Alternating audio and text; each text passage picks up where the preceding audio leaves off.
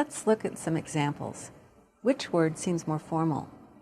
Regarding is more formal. About is a very common word in English. Regarding is less common, but it can mean about. English has a large vocabulary, and we often have more than one word with a similar meaning. Sometimes one of the words is more formal.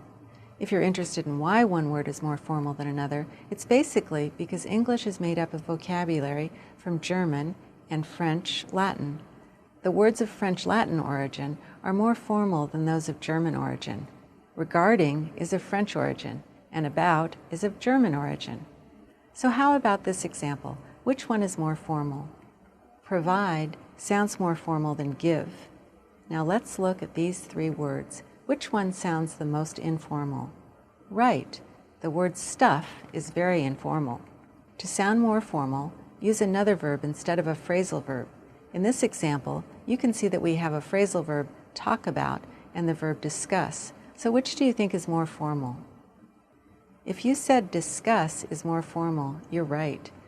Try to avoid using the verb get too much if you don't want to sound too informal. Use alternatives like receive or understand if possible.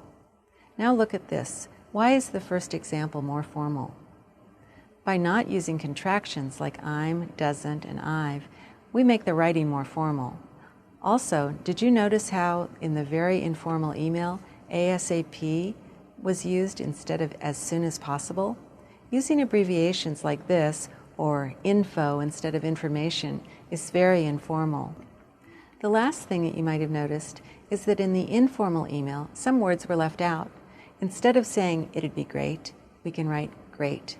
Instead of, I'm writing about the meeting, we could just write about the meeting. So let's review what we've learned.